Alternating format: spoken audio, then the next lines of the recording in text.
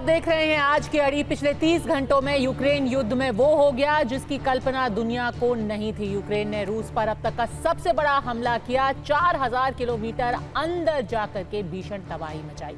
आखिरकार रूस के अंदर यूक्रेन इतना बड़ा हमला करने में कामयाब हुआ कैसे? एयरबेस और नेवल बेस पर एयर डिफेंस सिस्टम फेल कैसे हो गए? क्या इसके पीछे यूरोप और नेटो का भी हाथ है? पिछले 12 घंटे से रूस और यूक्रेन में भीषण वार और पलटवार जारी है। जवाबी कार्रवाई रूस ने भी की है। ड्रोन और मिसाइल से हमले इस वक्त भी जारी हैं। लेकिन सबसे बड़ा सवाल यह है कि क्या अब इस कार्रवाई में पुतिन न्यूक्लियर विकल्प का भी इस्तेमाल कर सकते हैं? अब डर है एटमी युद्ध का। और ऐसा क्यों कहा जा रहा है, ये समझने के लिए कुछ फैक्ट्स और कुछ वीडियो देखना आपके लिए बेहद जरूरी है। रूस पर हुए हमले में अब तक 4 एयरबेस तबाह हो गए हैं, जिनमें ओलेनिया और बेलाया एयरबेस भी शामिल है। जब यूक्रेन के ड्रोन्स ने UEM Jaipur is a perfect target for prospective students aspiring for good jobs, good education with future-ready skills.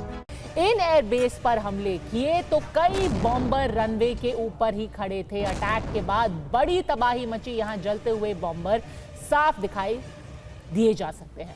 तबाही के निशान साफ दिख रहे हैं वीडियोस में भी और अब सैटेलाइट इमेजेस में भी, जो हम आगे आपको दिखाएंगे। इस हमले में एक नेवल बेस को भी भारी नुकसान पहुंचा है। सेवर्नोमोर्स्क नेवल बेस हमले के बाद इस बेस में आसमान तक धुआं उठता हुआ दिखाई दिया। दावा यह किया जा रहा है कि ड्रोन हमले में परमाणु हथियार गिराने वाले फाइटर जेट पूरी तरीके से तबाह कर दिए गए। जेलेंस्की ने इन हमलों की तैयारी 18 महीने पहले से ही शुरू कर दी थी और इसीलिए यूक्रेनी ड्रोन 4000 किलोमीटर अंदर तक निशाना साधने में सफल रहे।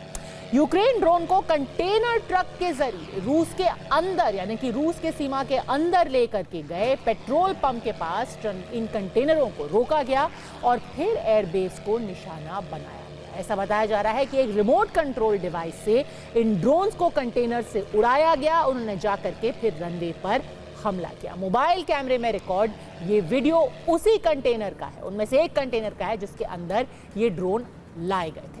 हमले के बाद कंटेनर को भी जैसे ही कुछ रूस की कुछ फोर्सेस के पास आई, उन्होंने समझने की कोशिश किया कि क्या है इस कंटेनर के अंदर। उसी वक्त उसको भी धमाके से उड़ा दिया गया, यानी कि एक तरीके से सबूत को भी मिटा दिया गया। ऐसा बताया जा रहा है कि अब तक जो अनुमान लगाया गया है उसमें रूस को $7 बिलियन यानी कि 60,000 करोड़ रुपए का नुकसान हुआ है। परमाणु युद्ध की आशंका के बीच अमेरिका भी अलर्ट हो गया है। रूस और अमेरिका के विदेश मंत्रियों ने फोन पर बात की है। सर्जेई लैवरोव, जो कि रूस के विदेश मंत्री हैं, उन्होंने अमेरिका को 2 टूक कहा है कि अब इस हमले की सजा दोषियों को दी जाएगी और जल्द ही दी जाएगी। जबकि व्लादिमीर ज़ेलेंस्की इस हमले को अब तक की सबसे बड़ी उपलब्धि बता रहे हैं। बार बार ऐसा क्यों कहा जा रहा है कि हो सकता है रूस एटमी हमला कर दे? क्योंकि इस हालात में पुतिन की नई न्यूक्लियर डॉक्ट्रिन उनको इस बात की इजाजत भी देती है। कैसे, ये समझिए।